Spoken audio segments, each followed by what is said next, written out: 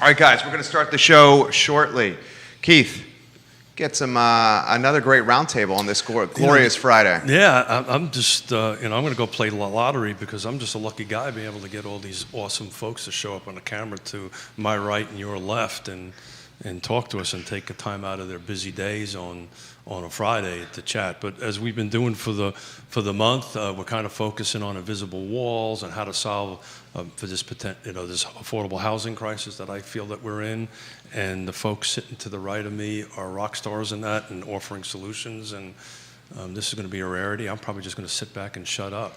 That would be a rarity. I don't think you're going to do that, dude. Most people who know me wish that would happen. But we're going to before we start the show, let everybody know who you got in the mix. So to my immediate right, when you get on the camera, is Sunshine Mathon with Piedmont Housing. And then a little bit further over to my right is Dan Rosenzweig with Habitat for Humanity for Charlottesville, right? Did I get that right, Dan? Yeah. Greater Charlottesville area. Greater Charlottesville area, there you go. Yeah. So, these guys are making magic happen every day, and we want to talk to them about how they're doing it. Give the show a like and a share, guys, wherever you're watching, on whatever social media platform you're watching upon. Welcome Tony Borelli and Ashley Watkins to the broadcast. Hello, Barbara Lundgren, Andre Xavier.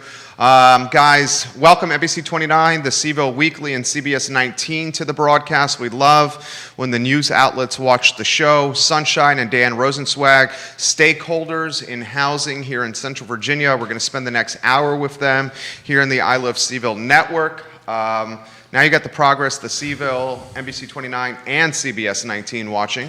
Guys, we'll start here in a matter of moments. Please like and share, guys. Please like and share. This is going to be an awesome roundtable. And if you have perspective you'd like to share, put it in the feed, whether it's Facebook, LinkedIn, Twitter, Instagram, Spotify, Apple Podcasts, YouTube, we love it when that Snapchat. TikTok, we're everywhere here. What's my favorite one? Periscope. I think you love Periscope. I don't even know what. Do you have a TikTok account yet? Sure. I have no idea what that is. Sure. Judah Wickower, my friend, we can start the show when you're ready. Quiet on the set.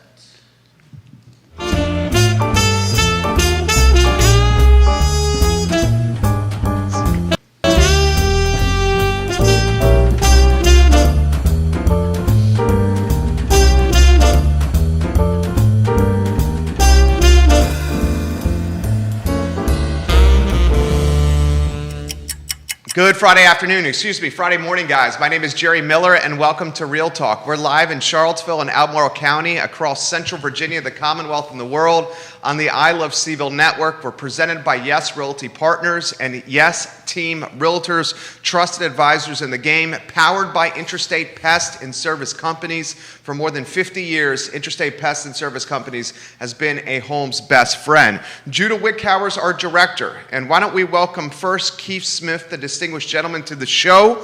A round table, my friend extraordinaire this morning. They just kept on getting better. We started off with a bunch of rock stars. So this month we're focusing on the invisible walls around zoning and how we can help fix this, in my opinion, this affordable housing crisis. And we started our first weekend with a couple of architects. We had a couple of land planners in the second week. Third week we had some two journalists. Two journalists. Thank you very much. And we're going to pivot a little bit to solutions, right? And what we have here in the studio today is what I feel are two rock stars in the space, right? There's Dan Rosenzweig with the Habitat for Humanity of Greater Charlottesville area. Did I get that right? Look at that, huh?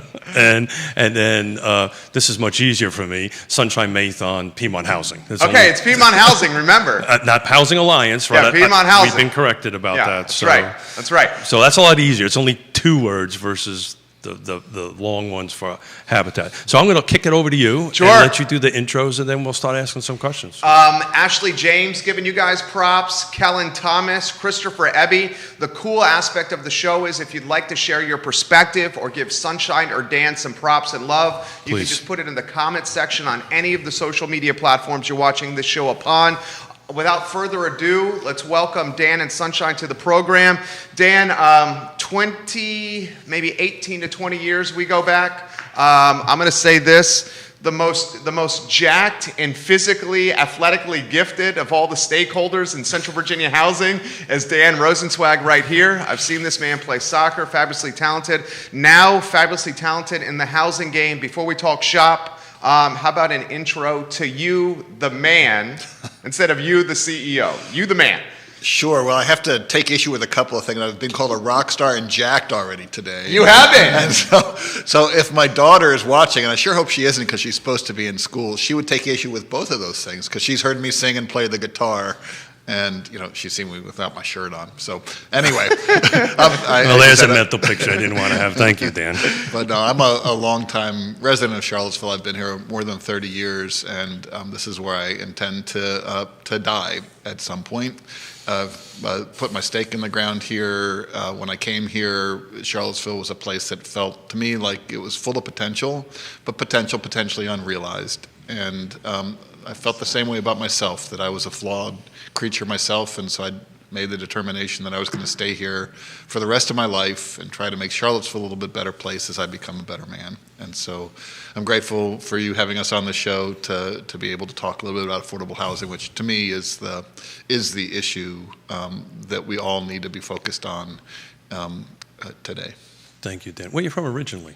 I'm originally from just outside of D.C. in Silver Spring, Maryland. There you go. How about Sunshine? Good morning, everyone. Sunshine Mathon, Executive Director at Piedmont Housing Alliance. Actually, 3 words. We still call ourselves Piedmont Housing Alliance. Oh, darn. Yeah, I know, sorry. It's not the PHA. But we don't say PHA because there's oftentimes an association that stands for Public Housing Association. So we say Piedmont Housing Alliance instead of PHA as a sort of slightly shortened version. It's in there. It's all good. So I've been in Charlottesville now for coming up on 4 years in August. Came from Austin, Texas. Prior to that, where I lived and worked for 14 years. Got my master's in architecture at UT, and ended up, I knew going into grad school that I wanted to be of service when I got out, but I didn't quite know how that was going to turn out. But I was fortunate soon after to find a work home at Foundation Communities, an amazing nonprofit doing work there in Austin, and worked there for the following decade. You spent some time in Portland and Seattle, if I remember correctly, right? I've lived a lot of places around the country. I lived in Portland, Oregon for 4 years back in the late 90s, early 2000s. And during that time, I was actually doing a lot of work in the summertime, working for a group of summer camps in Vermont as a director there.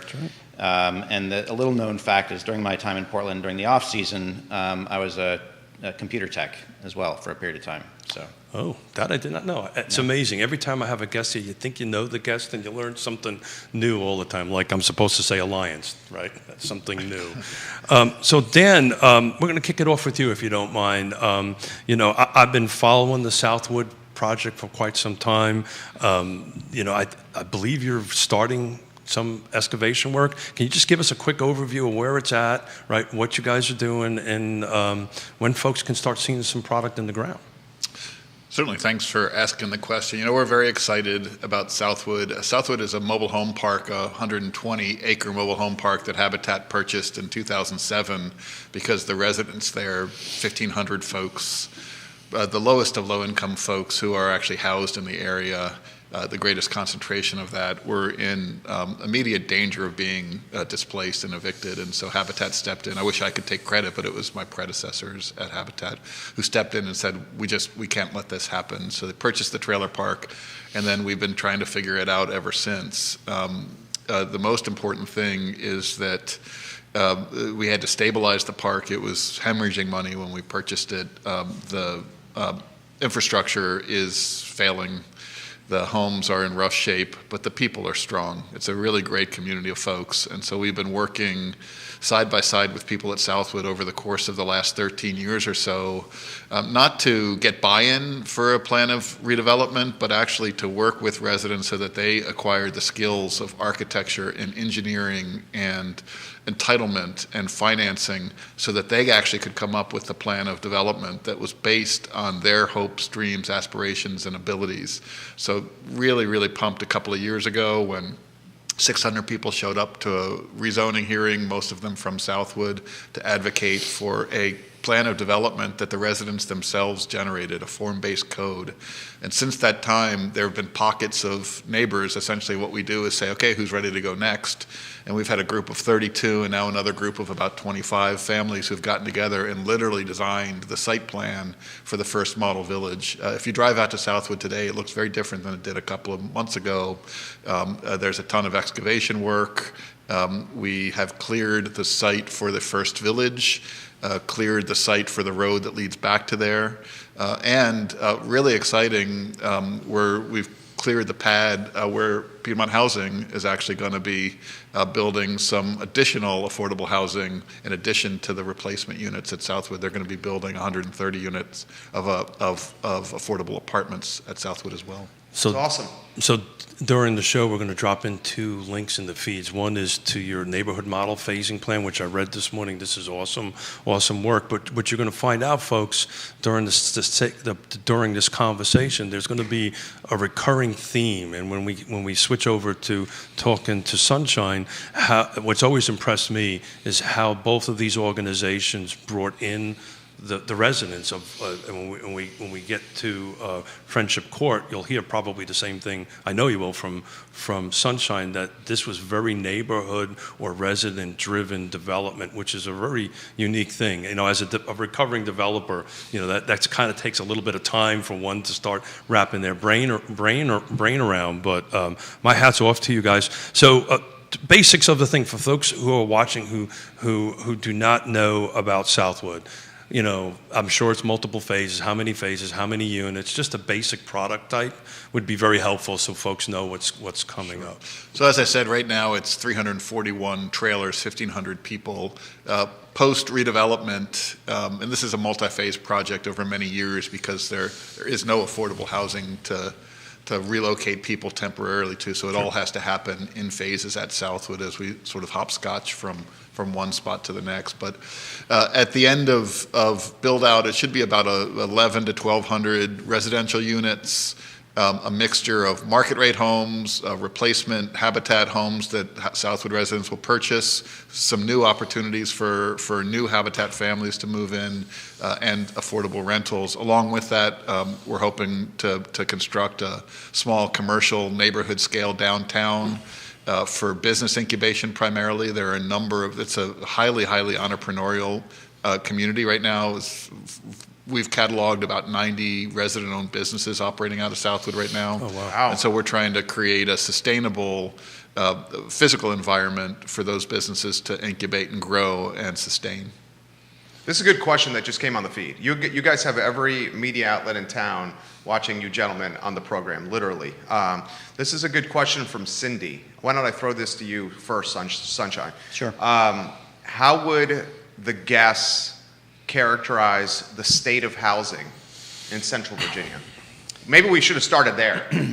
So that's kind of like a State of the Union question. Yeah, but I really wanted the opportunity for both gentlemen to tell about these 2 exciting projects that they want to tackle. So if you don't mind, we're going to pivot to Sunshine a little bit. Let them talk about the great work they're doing, and then we can maybe tackle it. Because there's a lot of comments come in. We should acknowledge the comments. We totally acknowledge the comments. So Sunshine, I know you guys are working on Friendship Court, and can you give us just a brief update on that, kind of like what Dan done, and we'll tackle a couple. Sure, and Friendship Court, of course, is our big focus area, but we have lots of other work going on simultaneously, and that will probably come in a little bit further in the conversation. But to focus on Friendship Court initially, as most people know, maybe everyone knows, Friendship Court is a 150 apartment community, largely subsidized by Section 8 project-based vouchers through HUD, but privately owned by Piedmont Housing Alliance and a partner organization, National Housing Trust, based out of DC.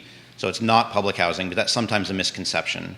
So Friendship Court has been in its current environment since 1978. And when I do talk about Friendship Court, I typically want to make sure we're referencing how it came to be. And it came to be through urban renewal, which was a racist infrastructure that essentially across the nation dismantled and destroyed communities of color across the nation. Oftentimes that was through highways and so forth in larger cities.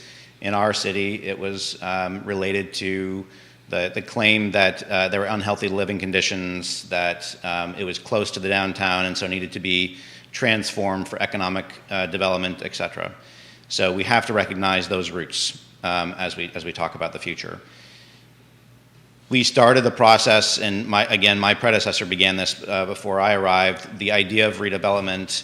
But when I came on about 3.5 years ago, it was really critically important for me to build relationships with the residents there and to understand what their issues were and simultaneously what their aspirations were. And so we spent the first year really kind of like digging deep into that set of questions. Many people, I think, know that we have made a lot of progress on the plan overall, which is similarly phased to Southwood, and for the reasons that we want to make sure that there is zero displacement throughout the redevelopment process. We lined up financing in large part in mid-2020, and then COVID, of course, came and but just kind of impacted our ability to start construction on a lot of different fronts. We had hoped to be under construction about a year ago on phase one. We are still not under construction, but everything, knock on wood, is lining up for the start of construction before July 1 at this point. And we are queuing up the phasing for phase two and a whole bunch of other work as well, but that's the kind of gist of it at the moment. So we're going to take some questions, but I want to go back to that construction start on July 1. So, Jerry. Ready? Yes, So sir. this comment's coming in from Wanda Yvette Espada Font, who lives in Southwood. Okay. So watching now. She says, yes to all that is happening. I live in Southwood. Thank you, thank you, thank you, Habitat. She, I believe, is the owner of a construction company, so one of the businesses that you're referencing in Southwood. Why don't we start with the macro question for you, the state of the union of housing in Central Virginia, and then we unpack it some more after you guys give that answer. Sure. So many people know that in the last few years, both the city and Albemarle County have both done housing needs assessments. And when you look at the data within the city itself and then more broadly in Albemarle County and the surrounding region, we have a total of 12,000 or more families who are either unhoused properly, living in too close quarters, or paying far more than they can actually afford on housing costs. That's 12,000 families. That's a lot. And in the city proper itself, that number is in the sort of 3,300, 3,500 family range. Some of the solution sets that need to address that relate to the need for new affordable housing that people can functionally afford. But there's a whole wide range of other solution sets that need to come to bear as well. There's no single silver bullet solution to any condition like this, and that's true across the nation. And maybe for a moment I'll just step back and just say what we experience here in Charlottesville is extreme, but it is largely reflected across the nation. There is not a single county or city anywhere in the nation where a person making minimum wage can afford to rent a one-bedroom apartment. Not anywhere. And that's a dire condition that our nation has built ourselves into.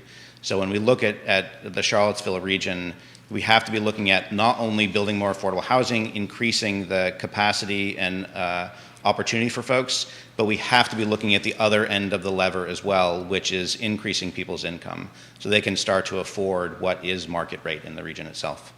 It's funny you should said that. I ran some numbers this morning, just what I have access to on CAR about what's available to rent in the city of Charlottesville. One bedroom, one baths are running between $900 and $1,200 a month. Excuse me, $1,250. Oh, I take that back. I got a $1,295. That's just an insane swath. And how can somebody making minimum wage or making even a living wage could potentially afford that? And what's your read on that? Well, they can't afford it. That's the challenge. And as Sunshine pointed out, it's especially acute here in Charlottesville, but it's a national epidemic. 19 million people across the United States pay more than 50% of their income on housing. 50%. The HUD standard for affordability is 30%, no more than 30%. So when a family has to pay 50% of their income on housing, what goes missing? Well, food goes missing. Books, opportunities for education, the right to take a vacation every once in a while. Those things are impossible because of housing prices. And so I'm a houser because I believe in social justice. I'm not in housing because of housing per se, but I have seen trends in Charlottesville and saw it a long time ago that things were trending in a direction that was going to create a number of downstream consequences in all the other realms that are social determinants of health, from education to healthcare, et cetera, and that's playing out exactly the way you'd think. And so the solutions are to create more affordable housing. The solutions are to work with people to help increase their income. The solutions are to look really carefully, critically at what we're doing now and what we have done historically to create the situation. These things are self-imposed. It's not just market failure in a perfectly functional marketplace. It's market failure because of a century of really poor housing policy. So to put that number a little bit to perspective on this rental, I just did a quick perusing. The one-bedroom apartments are ranging between 250 and 450 square feet. So just put that into, if you should happen to have a two-car garage, typical two-car garage is about 550 square feet plus or minus. That's smaller than most folks' two-car garage for between 9 and 1275. It's going to be 1175. That's just tiny. That's just. Can I add one thing? I want to jump in and want something that Dan shared as well. And Dan highlighted that the housing policies over the last century created the condition that we're in and were created poorly. I want to reframe that a little bit and just say that the systems that we have produce the outcomes they were designed to produce. Absolutely. And what that fundamentally means is that they are designed to create wealth and opportunity for some and exclude others from the same. And we have that probably that segues into the larger conversation that this city is going through right now around developing an affordable housing plan, moving into an update on its comprehensive plan, and then moving into an update to its land development zoning infrastructure. And it's a key opportunity for us to really make a difference in that regard. So you just articulated in about 2 sentences what we've been trying to do for this month. I call them invisible walls, right? The zoning all these policies are 100 years old. These invisible walls push everybody out. But it's interesting. Little old Fluvanna County, where I'm from, only has 4 units for sale for rent, and they're like $1,800. So you can't even go out to Fluvanna County to find something to rent to well, meet Fluvanna County and Nelson County and Waynesboro's gain from a housing standpoint is because of the lack of inventory in Charlottesville and Albemarle, which we know. I'm going to throw a couple of trends out there, and maybe you respond to this. You got all-time low mortgage rates. You have Realtor Magazine just released a report that baby boomers are moving to the Central Virginia area more than any other area in the country. Second, Central Virginia area is moving and relocating here, baby boomers. Waynesboro area is third. We got the cost of goods, for example, lumber skyrocketing, as you mentioned. We got subcontractors unable to meet the demand from a work standpoint because there's so much work out there that they can command top dollar. And frankly, we have a coveted place where folks want to live. With all these factors snowballing at the same time, throw in the fact that folks can now work remotely from an ISP, have a Northern Virginia income, but live down here. I mean, I'm seeing that all over my neighborhood. Throw in all these factors and potentially some red tape that we're seeing in the city and the county. How can we solve this anytime soon? Well, I think one of the things that you pointed out, Jerry, is likely to be a trailing impact of COVID, in that places like Charlottesville are going to see much more housing pressure than they already faced, and we were already at a breaking point. Because just as you said, people are relocating here. They can live in Charlottesville but work anywhere. And because this is a desirable place to live, if you have enough money, you can move here and live happily and comfortably. But we have a number of policies that restrict the amount of housing that you can build, that restrict what you can do on a lot, baked into our zoning code and most zoning codes across the country. There are significant anti-affordable housing measures that don't appear that way until you dig into it. So things like minimum lot sizes, for example, those were zoning rules that were created to keep poor people out of neighborhoods. How about half the property in the city of Charlottesville, more than half zoned single-family R1? So our key talking points for the month is the visible walls. I think what we're talking about is the missing middle, from my perspective, on that end of it. And Missing everything, right? well, it's definitely the missing middle. Yeah. If you have enough money, I think you can find something, right? But there's this missing middle, and then the thing that I've been harping on forever is trying to figure out a way to turn this red tape into green tape. And Dan, as you were talking about your Southwick project, I kept on thinking of the question was, how long did it take you to get there? How long did it take you from the time that you, meaning Habitat, say, hey, this is a great idea, let's buy this, to the point that you're pushing dirt?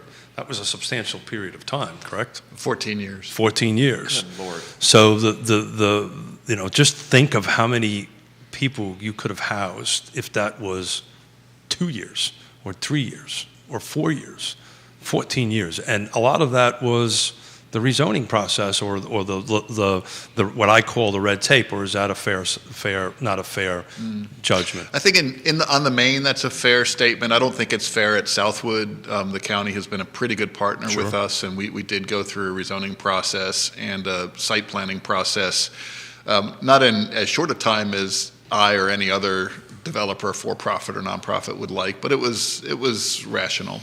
That hasn't always been the case in the county, and I think a lot of people will acknowledge that in the city, we do have to get our house in order because things take too long. We recently had a by right subdivision that we did in the city of Charlottesville, 14 units, and it took us 5 years. Which one was that? Harmony Ridge. Yeah. It took us 5 years to get through the entitlement process, and I don't want to pin the blame on anyone in particular. Well, but That's a long time. it is, and The market conditions changed in 5 years.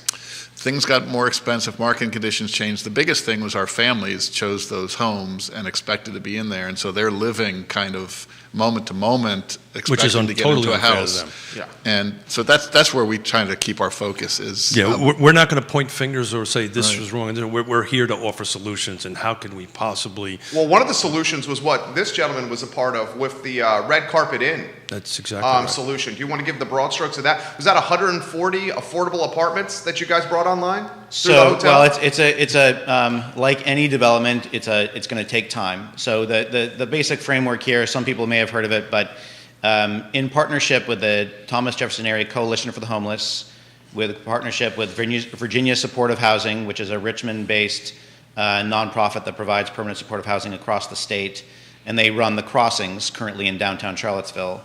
And in partnership with Pochem, and then finally in partnership with the Charlottesville Area Community Foundation, we came together to purchase a motel on 29 in the county, Red Carpet Inn, and we are currently right now doing renovations on the site because the conditions of the rooms are not fantastic by any stretch. And then for the next 3 years or so, while the funding and construction happens on long-term permanent supportive housing, in partnership with TJAC and Pochem, we're going to be operating it as non-congregate emergency shelter. And what that phrase means is that, typically speaking, providing housing in some form or another to people experiencing homelessness has typically been in a congregate shelter format. When you think about a homeless shelter, that's kind of that's the picture.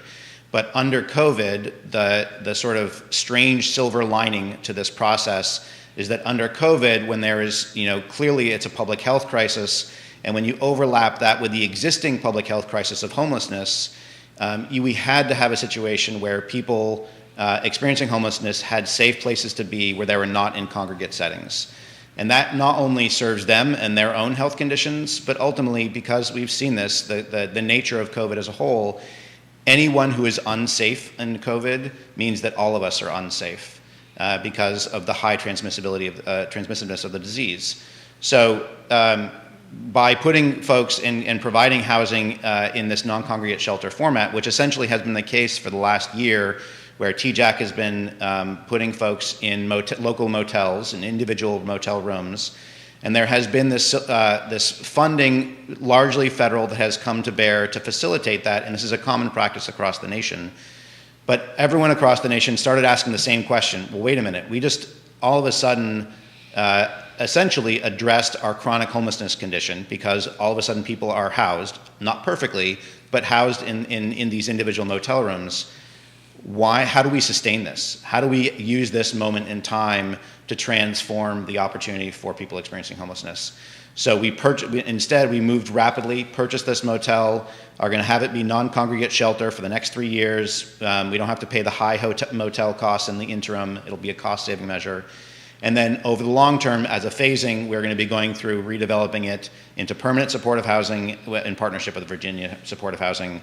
And then Piedmont Housing will also do some additional units with a goal of about 140 units on the site overall. Nice. So this is a prime example of when partnerships work. Yeah. This came around pretty quickly. It did. The idea probably surfaced 6 months ago. That's exactly right. And So the rapidity of how rapidly we have pulled it off from that point to this point only could have happened because of the partnerships that you just highlighted, Keith. Yeah. And I do want to call out in particular that without the partnership of the Community Foundation, it would not have happened. There is no traditional lender which would have brought in money to allow us to buy this for a long-term redevelopment and non-congregate shelter use in the interim, with uncertain funding sources for operations that have to be dealt with over time. So it was a true partnership that was enabled by the willingness of our community to come together. So this is a win, right? Yeah. This is a absolutely huge win. Big And- win. And this is a huge win of partnerships, and this is something we've been talking about. It takes a village, it takes a partnership to make this magic happen, and hopefully this red tape, and I just use this term red tape all the time, will turn to a little bit of green tape, but that was a little bit of an experience of green tape. There's green tape as far as, governmental bodies, and then there's green tape on funding, red tape on funding, and so forth and so on. Something that I'm personally part of, and I mentioned it more than once, out in Portland and Seattle, I'm part of a cohort, and one of the things that they're doing out there, particularly for affordable housing projects, if you check a certain number of boxes, there's actually an assigned staff member that's assigned to your project. And those of us who are in this realm, you'll find sometimes, you might be working with staff A for this particular issue, right? And then you would go to VDOT, or depending on where it is, for that end of it. And they streamlined it they went through the process pretty quickly on that. I know that's an expense from a county's and the city's perspective, but depending on who's the applicant, if you just raise the fee a little bit, I think folks who are in this space would be more than happy to pay a little bit more money to get the project walked through the system, because sometimes, and maybe Dan will disagree with me, sometimes you go 2 steps forward, 1 step back, 2 steps forward, 3 steps back on it. So they found out there, if there's a dedicated staff member to a project, or a project that is, it kind of moves forward pretty smoothly. Any thoughts on that? Yeah, so there are a lot of tools in the toolkit, and that's certainly an important one. And there's precedent for that in the city of Charlottesville. For a long time, we've had a very robust historic preservation program in the city, and they did exactly that, starting with Mary Joy Scala, who was a very, very effective, passionate community servant in the city. She was the historic preservation planner, and just like you said, any project that had an element of historic preservation went to Mary Joy, and she would shepherd it through the process. And that certainly is something that we'd like to see in the affordable housing space. It's one of many, many tools that we're going to need to enact to try to level the playing field, such not only that affordable housing can get built, but so that we can actually increase inventory in the community to see if we can't create a little bit of natural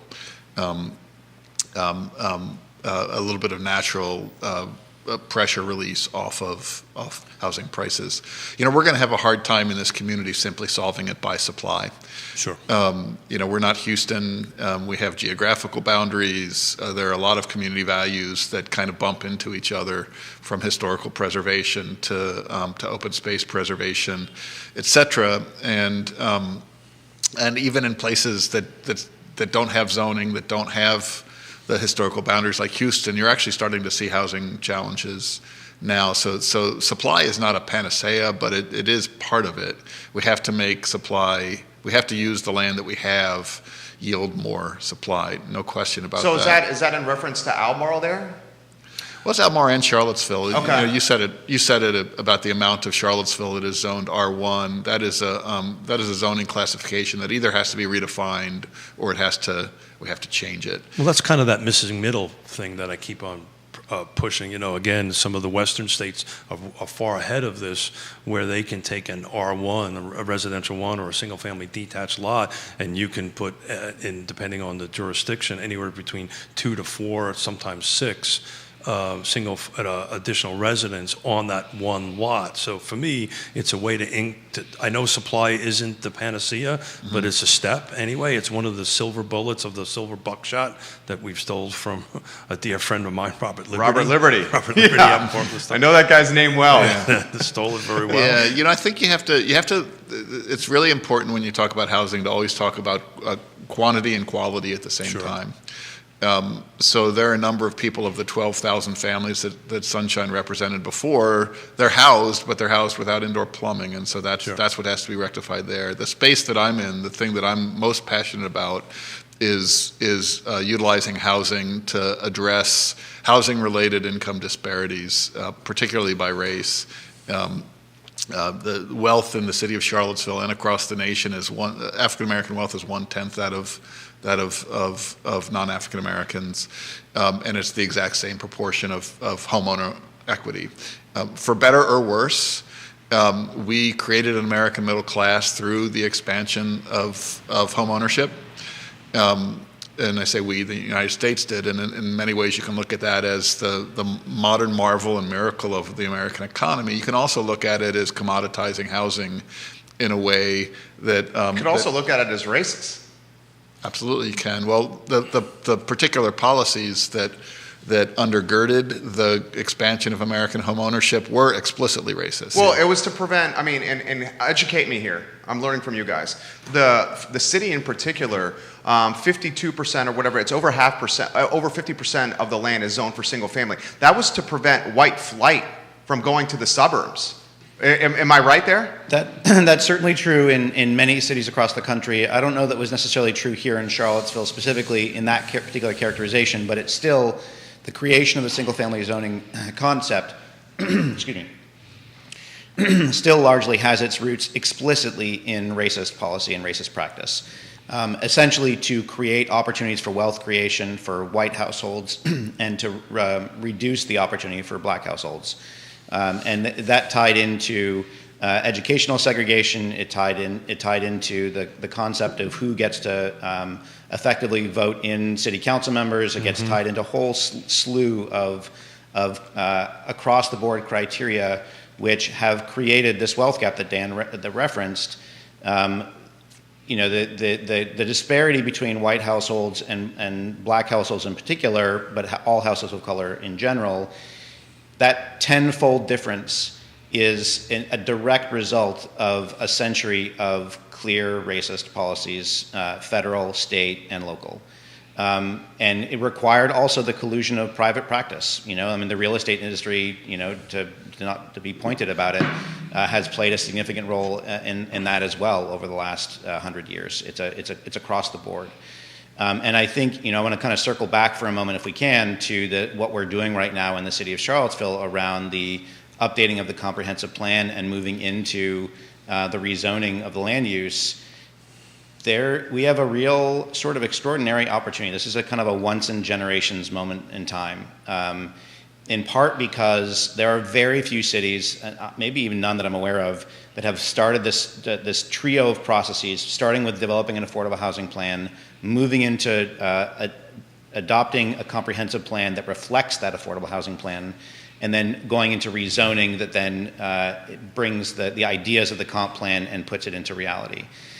Going through each of those in a clear sequence is a rare opportunity to confront the reality of our racist past and actually create a vision for a future that is inclusive for everyone. So I know everybody in this room read this book, but if you haven't, you should read Color of Law. And it's very clearly outlines what Sunshine just said. So if anybody should want a copy, I got a half a dozen. Just direct message me. You need to read that, and you walk away with a very clear understanding what we've been talking about here for the last half an hour. It's a great book. 15 minutes. Yeah, well, it does a great job dispelling the notion that segregation is naturally occurring. Correct. Right. That it was intentional. And if you look in the city of Charlottesville, you go to the courthouse and you look at the deeds underlying most of the R1 properties in the city of Charlottesville. Most of them were built with a racially restrictive deed restriction. And so I live in North Downtown, and if you pull the deed for my property, it says no blacks, no Jews. And most of the wealth in the city of Charlottesville was created via that mechanism, via home ownership during an era of expanded home ownership when it was systematically excluded to people of color. And I think that's an opportunity we have right now to proactively right those wrongs. And so this is, I think Keith is right to point out the idea of the missing middle. We need to create more opportunities for more residential development on the land that we have. But I think if you simply, in a city of 10 square miles that can't annex space in the county. A lot of people don't know that. Yeah. Yeah, we're forbidden from annexing land. We are what we are. There aren't a lot of buildable lots right now, so the only way that we can do more, that we can house more people, is to build more on what we have. But I think if you simply leave it, there are a lot of missing middle ordinances that allow R1 to be used for duplexes, triplexes. But if you simply allow the market, a broken market, to fill in, I think you'll get a lot more. You're just going to get a lot more expensive new inventory. I think you will. Yeah, because that's the easiest path to profit and development is the single-family R1. So the way they've done that out west is if you do an affordable, their taxes are a little bit higher than ours. They get substantial tax breaks. You know, if you make a deeded commitment that's attached to your property to do an affordable housing for a period of time. I do want to pivot a little bit. These two gentlemen are kind enough to be on the Regional Housing Partnership, which for some reason they made me chair, who knows. But we were able to do something just as a positive sign. I circulated to all 6 jurisdictions for them to accept a proclamation on fair housing. So, and they've done that. All 6 jurisdictions have made a stand about fair housing to address some of the things we're talking about here. And it's, again, using this silver bullet, silver buckshot reference. It's not going to fix this, but all 6 jurisdictions are saying, and if you have an opportunity to read it, the language is pretty strong, right? Pretty firm, and their commitment. So, at the end of the day, it's not solving it, but at least focusing this partnership thing, at least 6 jurisdictions, to include Louisa, Nelson, and Greene, have all said the same thing, that this is important to us and we stand for this. So again, it's not a panacea, but it's a step in the right direction the way I look at it.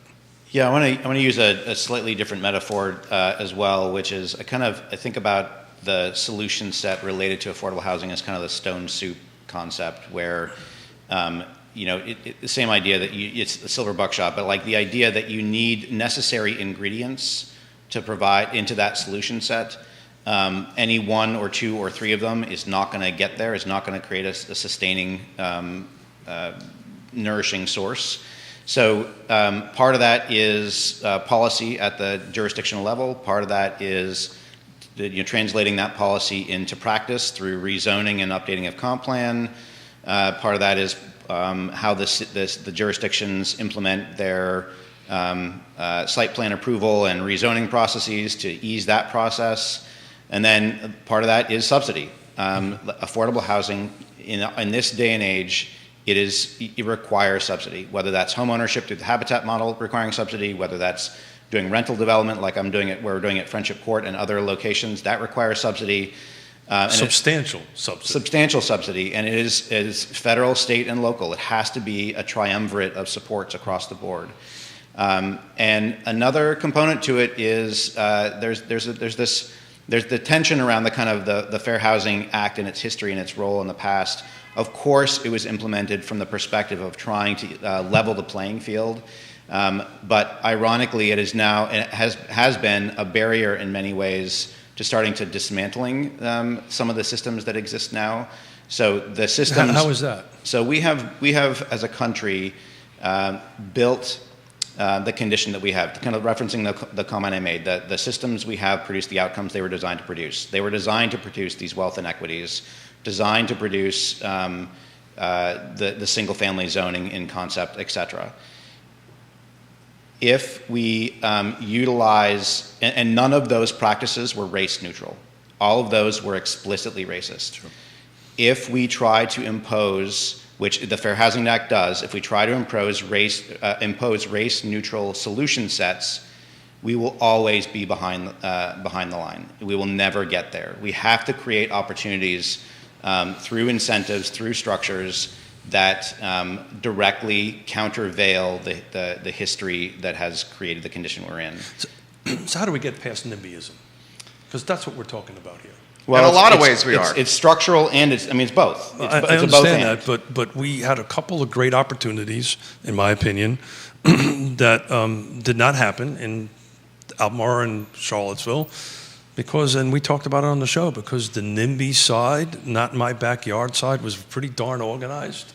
And Breezy Hill, 29 North, Forest Lakes. So how do we get the other narrative out there, right? And to me, I watched firsthand with the Breezy Hill development with my neighborhood. It's on the eastern side of Albemarle County, and the neighborhood that I live in was extremely well organized and created committees to go toe to toe against Breezy Hill. And they're using language in their speech that the people that were organizing against Breezy Hill ran their effort like they would run a business. Yeah. And then the Forest Lakes Association took a page from the Glenmore Association to keep the density from happening out in 29 North. Neil Williamson, who's been on this show, says, the folks that are anti-housing have a voice. The folks that don't have a voice is the people that need the housing, because they're not living in the area to champion for themselves to get the housing. Well, they're trying to put food on the table. Right, or they're working. Mm-hmm. Right. So where do you want to go? You want to go with this? I mean, the NIMBYism? How we fight that? Or look at that. Show's over. Yeah. No, well, it's self-fulfilling. I mean, because you have folks who get vested, and rightfully so in some ways, in the land that they own and the neighborhood that they cherish. Let me pull back. I want to get to that in just a second. I want to go back to this idea of fair housing, and that it was law passed in the 60s as part of civil rights legislation that every municipality had they had an affirmative. It's called affirmatively furthering fair housing, AFFN in housing jargon, and that is that every municipality has to proactively address the implications of policy that created housing segregation. They have to do it. It's never been enforced. The Obama administration started to try to do it, and it was rolled back in the last administration. But if you think about this is partially having to do with NIMBYism. It's the law. The city of Charlottesville is supposed to be looking at its zoning map. It's supposed to be looking at the implications, the segregation that is a result of this, and it is supposed to be proactively changing it to change the conditions that create more integrated neighborhoods. But to go to NIMBYism itself, we obviously face that a lot. We're a kind of a national pioneer in mixed income neighborhoods. We believe in creating places that are welcoming, diverse, supportive for people from all walks of life, because we think that that's how we get past the particular morass we're in here nationally, is that people who don't agree with each other don't talk to each other. Yeah, they don't know each other, they don't like each other. And so we fundamentally believe that is one solution for breaking some of the political polarization that we all face, is to create neighborhoods where people come from different places. Just communicate with one another. But so we faced that. It wasn't like at the very beginning we were embraced, and we have faced head on a lot of NIMBYism that has come across us as really quite problematic until we really sort of step back and catch our breath and say, okay. Try to understand where they're coming from. Try to understand where they're coming from. So we would never go into a low-income community and judge the people there for how they feel about their community. We try to work with them. Same thing when we go into an upper-income community. We want to find out what it is that they think is valuable, because the reality is that our families, the Habitat families, are homeowners. They work really hard. They're interesting. They've had struggles. They are great neighbors. And so here's what we do: we introduce people to other people. It's as simple as that. And they get to know folks, and ultimately, pretty much every time, they embrace new people. Is it without conflict? Is it without challenge? Absolutely not. It sometimes sometimes it can be hard at the beginning, but over time, we have seen neighbors from very diverse backgrounds come together and simply be neighbors rather than But the project's already started, right? The folks are living in these communities at that particular point in time. Is that correct? It's different. Sometimes we're the developer and we develop intentionally mixed income neighborhoods. Sometimes we provide the affordable housing component in a mixed income neighborhood. Sometimes we're doing infill lots in neighborhoods that are upper income. But what you don't see is when people get to know each other, in my mind, it's the only way you can break prejudice. There's no other way around it. Yeah, let me follow up on that a little bit, which is to say that I will say, in my experience so far in Charlottesville, the projects we have worked on, we have not confronted that yet. And I will say that the Premier Circle project, which is the Red Carpet Inn, I wasn't sure whether NIMBYism was going to rise up or not, but it didn't. To the benefit of that neighborhood did a fantastic job. In my past work in Austin, there were numerous times when that issue came up, and to Dan's point, every time that happened, we were completely transparent and said, come visit our other communities, please meet our other residents, meet our property management staff, see what we're actually, who the people actually are, to start to break down some of those barriers. And every single time it worked. So that is one component of it, but that's not everything. Part of it is the relational piece, which has to be there. The other is the structural component.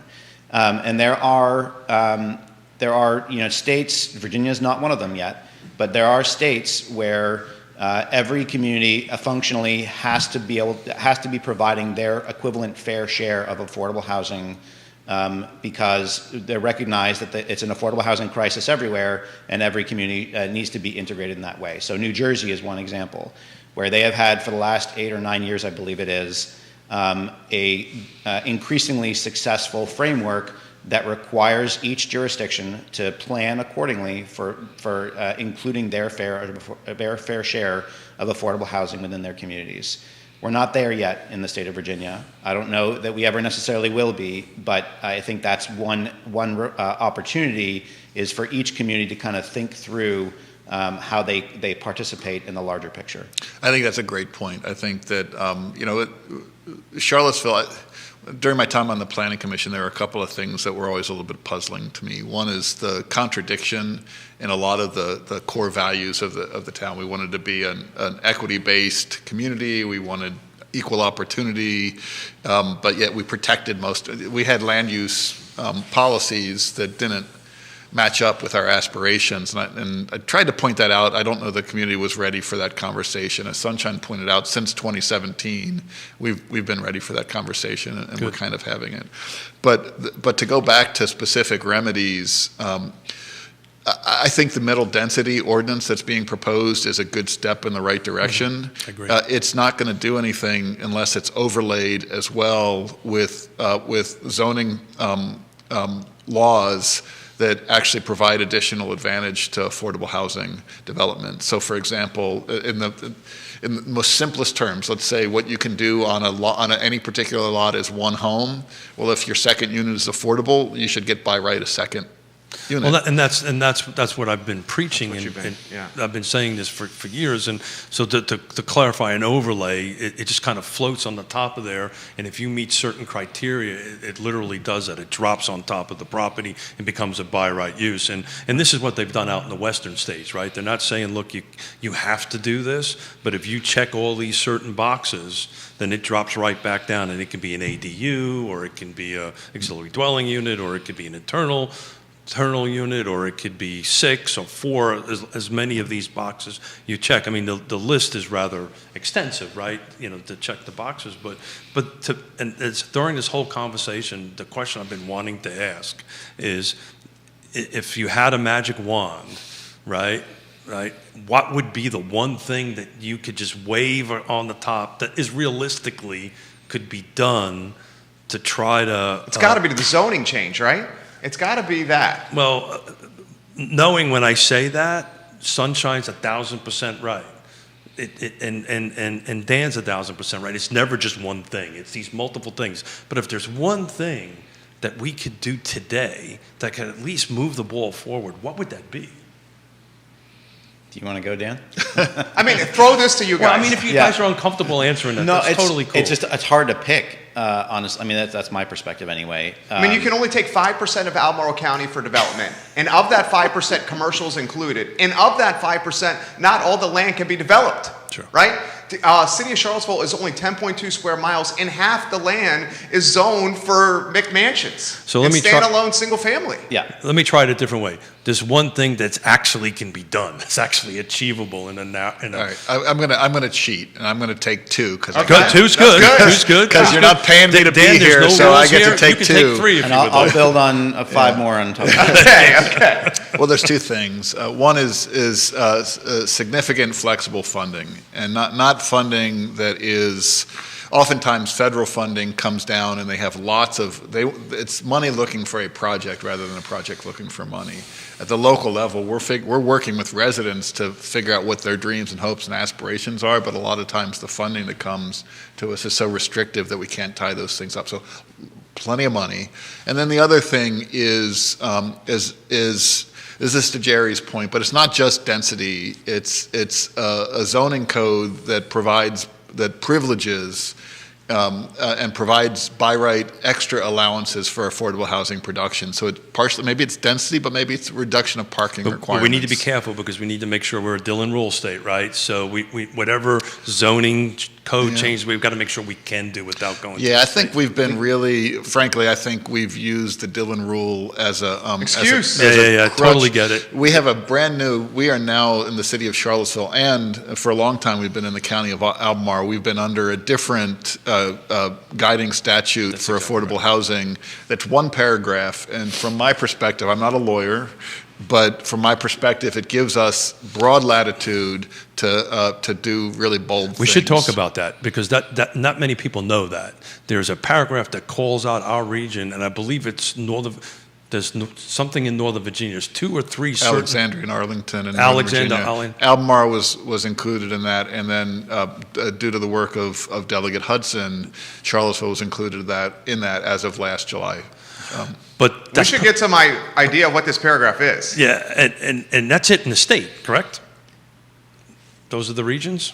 Yes, but what Sally Hudson was able to push forward was supported across the board as well. So there is actually continuing momentum to increasing the opportunities for inclusionary zoning, which is what that sort of references. Correct, that's exactly right. But currently beyond just those jurisdictions. Yeah. So there's going to be more bills coming out in the next session to kind of expand. But as we sit here today, right, and correct me if I'm wrong, gentlemen, as we sit here today, Charlottesville and Albemarle has a little extra in their toolbox than, let's say, Fluvanna County does, or... It's a lot extra. I mean, it allows us to create an inclusionary zoning policy that facilitates prioritizing and privileging affordable housing. And so in some ways, back to the practicality, we have an opportunity with the rezoning that the city is going to be doing here shortly to dream big. To really look at, there are examples across the nation in recent years. Minneapolis and Portland are the kind of the 2 most talked about, where effectively Minneapolis was the first city, and they basically took all their single-family zoning and said that it's no longer single-family zoning. That doesn't mean that it's going to be, there's still guidelines, there's still boundaries in terms of what happens in those lots, in those neighborhoods, but it allows for those duplexes, triplexes, quads that you referred to earlier, Keith. And my mother lives in Portland, Oregon, actually, and she lives in a house on a street in 15th, which is like, it's relatively close to the inner core, a part of the city. And if you walk down her street, it looks like and feels like a single-family neighborhood. But her house is a triplex. Even though it looks like a single home, it's 3 levels broken into 3 separate apartments. The next building over is a duplex. The next building over is a truly single-family home. And then there's a small cottage court with 6 apartments in a small 1-story building. It's great. And then there's a quadplex on the corner. And that level of increased density still retains the character of that sort of single-family walkable neighborhood. But opens up the opportunity for more people to live there and more affordably. I'll bring in some pictures from Seattle. My youngest daughter lives in Seattle, and she lives exact same thing. You walk down that street, it's a single-family detached home, but there's 3 families living in that single-family. But I want to be 100% clear that even though that is the case for that street and many other streets in Portland, it's still an expensive place to live. So it's not. That's back to the stone soup. That's a key ingredient, but it will not suffice on its own. It needs these other layers. So you've got to add. We've got financing. We've got zoning, and we talked about green tape, red tape to green tape. Well, but we talked about something on the show that we've never talked about before. We have a substantial sledgehammer in our toolbox that other jurisdictions do not have, and why we're not using it. I think that's part of the conversation, right? On how we can. So one reason why we're not using it is the folks that have the money to build the housing. The developers are just choosing to go by right because the path to tangible production, the proof of performance is difficult if you don't go the buy right way. But they've not really meaning, and correct me if I'm wrong, gentlemen, the jurisdictions haven't taken that sledgehammer out of the box, right? They have not set up this inclusionary zoning that say affordable housing, nonprofit providers, you can do this. Private sector, you can do this. Am I wrong, gentlemen? Yeah, no, I mean that's where we're headed. This is the first I've heard of this paragraph, and I do 20 hours a week of live stuff all the time. I'm running for Albemarle County Board of Supervisors. This is literally the first I've heard about this paragraph. It's not well known, but I will say it is now that where the city is, the path forward with the city, where we're heading into this rezoning, is where we have the opportunity to do what you're saying, Keith.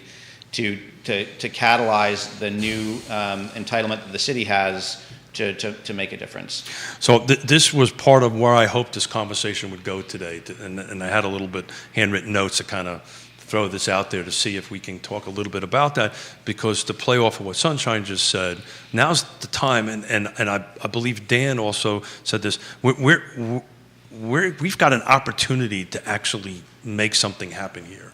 Right? There's an opportunity before us that maybe 10 years ago it wasn't there, right? Or maybe 5 years ago it wasn't there, or since 1987, since I know it wasn't here in 1987, right?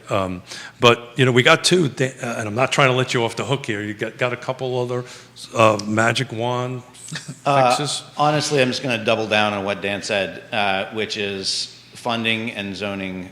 Those are the 2 key structural components that will enable this to move forward overall. Yeah, so let's talk about funding for a second, right? There's all kinds of funding paths, and you 2 gentlemen are experts on that. But we can follow you guys around all week if you want more compliments here. We're good at giving the compliments on the show. Oh, geez. I know. We got to be mindful of the time, and we got a lot of comments coming in. So I'm going to shut up, and we'll let the comments go. I didn't realize we were at 11:20. This is the president of CAR, Charlottesville Albemarle Association of Realtors, has this comment for you guys. Quentin Beckham. Zoning and inventory are directly related, and inventory is just baseline. Our housing needs for our community is the marathon that does not yet have water for the runners. Until we have that, it's hard to get to the support crews, what kind of shoes to wear, and the training the runners need to get across the finish line. But yes, let's start with some water. So that's a metaphor right there from Quentin Beckham. that's watching the program. You literally have every news outlet in town watching you guys on the show here. LaTanya Allen says, dream big for us all, please. We are currently home, she continues, we are currently home buyers with Habitat, an African-American married couple dealing with tough conversations of racism, but that didn't stop Habitat from helping us lower our credit, manage our money, things that doesn't get taught growing up to us, at least for me anyway. And I appreciate all the courses we took for Habitat. They were truly a blessing for us. Gary Thompson says, great leadership, great organization, deserving homeowners. Habitat for Humanity. More comments like this coming from your Facebook page. You guys are obviously making an impact. Piedmont Housing Alliance has a lot of similar comments as well. This is interesting. So Laura, who watches the show all the time, says, Jerry, can you relay your monologue from yesterday to Sunshine and Dan to get their take? I'll do it in a 10-second elevator Cliff Notes version. Yesterday I said, and I've already said some of this, 5% of Albemarle County can be developed, and that includes commercial, and that 5%, not all the land can actually be developed, right?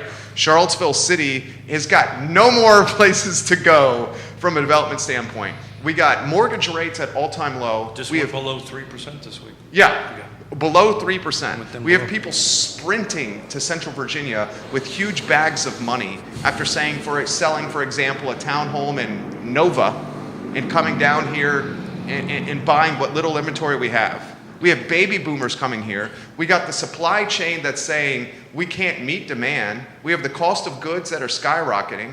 And that was essentially the monologue. And what I finished with was this momentum or this trend of being extremely expensive is only going to gain tailwinds and more momentum behind it. So I think that's exactly the set of reasons why clear affordable housing policy and the requisite funding that's going to make it enable it and shifts in zoning policy to release the artificial constraints on development. All three of those things has to be at play.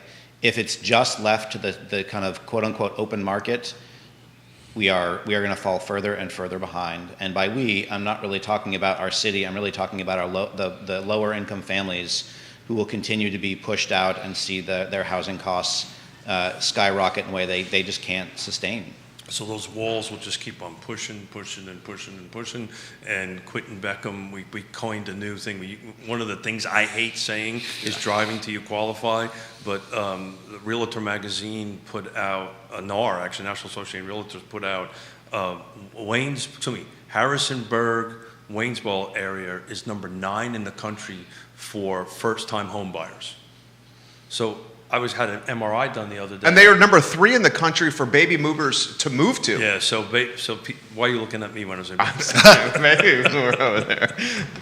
But in any event, guys, folks my age, number 2 is Charlottesville, number 3 is Waynesboro. So the new phrase is fly till you qualify. So we fly to you qualify because Yeah. when I was getting my MRI done, the gentleman that was working on me said, so hey, just me being me, where you from and all this stuff. He goes, well, hold it. I drive from Harrisonburg here every day, because I can afford what I can afford there, for a bunch of other reasons. So I added a number 3 for you. Okay. And I think that's policy thing and unified partnerships. I think it'll take unified partnerships. I think, we can get the funding and the zoning done, but if we don't come together, private sector, nonprofits, and the local government. We've gone an hour and change, and I have not mentioned 3 letters, UVA. Yeah. We haven't mentioned the University of Virginia this entire time. We will talk about that on the 30th after they make their announcement on the 29th. Okay, I know you're a part of that. Yes, and this gentleman has something to say these about gentlemen UVA. are also part of it. Yeah, I mean, it's it's true that there's going to be this public event now announced for the 29th, as Keith has mentioned. But the idea of partnership began, a year and a half ago or so when President Ryan announced the goal to, have the UVA land and the foundation's land contribute to helping build 1,000 to 1,500 units of affordable housing in the region, which was a phenomenal commitment.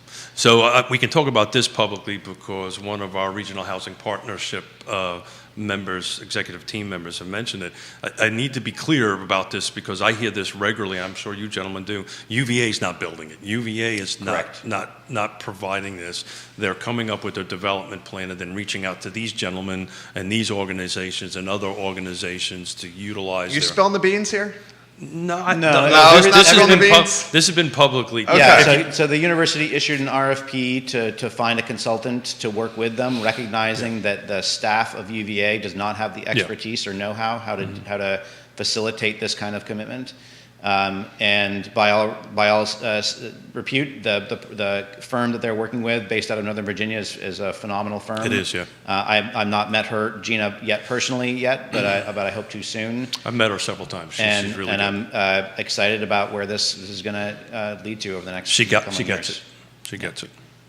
Anything else you want to add? I mean, we're not going to get to all these comments. I'm sorry, Yeah, guys. we'll tackle the. You guys are popular dudes. We should get these guys back if your times can accommodate. I think once things are more publicly announced and the gentlemen have time, we'll tackle this UVA component when the official announcement. Tomas, who lives in Habitat, says you guys have gone the entire show and haven't talked about the role of transportation and how it can help with housing. Wow. I mean, we could spend an entire show just on transportation. We talk about this all the time. You know, the housing, transportation. Actually, it's 4: housing, transportation, education, and then healthcare, right? And you can't really separate, in my opinion. Yeah, I think there's more like 10, but yes, it requires. Remember, I'm just a whole Marine, array. so 4 was a little hard for me. Yeah. Jennifer Smith says it seems like we're creating pockets of poor folks, and those pockets are in the outer counties, and they're just forcing people to drive to Charlottesville for work. That's a topic for another show here. Do you have any final words, Dan, that you want to offer? Well, I would address that. That's precisely what we're not doing. We're doing the exact opposite of that. That's why we do mixed income. That's why we look really hard to preserve affordable housing opportunities in low-income neighborhoods, and why we work really aggressively to put affordable housing in communities of opportunity as well. So I think in spirit, she's right. In reality, there's a lot going on here that's proactive, dynamic, and leading edge in terms of what's happening across the country. Can I share one thing before you jump in there, Keith? Yes, sir. Just to say that, just very quickly, we have 3 projects that I can't really talk about the details yet, but in addition to Friendship Court and the partnership with Southwood, with Habitat at Southwood, we have 3 other projects in what are typically very wealthy neighborhoods where we're looking at building affordable housing with the explicit intention of not just the concept of deconcentrating poverty, but deconcentrating wealth as well. Creating a neighborhood network where people can have a choice about where they want to live. So I promised you 2 gentlemen I'll get you out at 11:15. I know, we got to get them out. I just lied a little busy dudes little here. bit, and you have a show to do, and unfortunately I have a funeral to attend. And this here. man has a meeting, I believe, right now. Yeah, he does. But before we do, I think this is important to describe to the folks that are not in our field, right, that what mixed income really means, right? So somebody who may not be in this. I mean, to me, it's simple, mixed incomes. But what does it really mean? You got to describe mixed income. We got to get a better definition of what exactly affordable housing is. Don't even go there. I mean, you talk to anybody, affordable housing is different. And frankly, this paragraph that you guys are talking about needs to get much more awareness. Yeah, because it is the crutch. So eventually I'll be voted out as chairman of the Regional Housing Partnership, but eventually I'd love to get the Regional Housing Partnership to tackle the term affordable housing. But every time I do that, I get said, Smith, shut up. And so can I pull back a little bit from Sure. what you said there, Of course. Keith, and just Sure. say that the fundamental principle that I think collectively, regardless of what name you put to it, the fundamental principle we all are aiming for is that we want people to have choices about where they live. We want to have people have choices about what schools they want to be near, what workplaces they want to be near, what neighbors they want to be near, but have those choices that people can effectively do that because they can afford it. And what that means in effect, is that we need to have affordable housing everywhere, integrated. The phrase that I used in Austin all the time was all kinds of housing for all kinds of people in all kinds of places. I add a little bit of a twist to that. I usually add a healthy housing system to it, right? But that's a great phrase. Gentlemen, we are way over You guys time. are awesome. Thank you. Seriously. Dan Rosenzweig, Sunshine Mathon, thank you. So personally, thank you. I know you guys have a busy schedule. Yeah. It meant the world to me that you guys took the time out here to talk with us. So, and you're welcome back anytime. Well, thank you very much for Assuming doing the you show. want. Thank you very much for having us on. We really appreciate it. You guys are great. Thanks, y'all. Guys, this is Real Talk on a Friday. The show airs Tuesdays and Fridays at 10:15 to about 11:30. The I Love 11:15-ish. The I Love Seville shows in 59 minutes. He's Keith Smith of the Yes Team Realtors and Yes Realty Partners. My name is Jerry Miller. Thank you for joining us on a Friday. Take care. Thank you, guys. Thanks, guys. Thank you.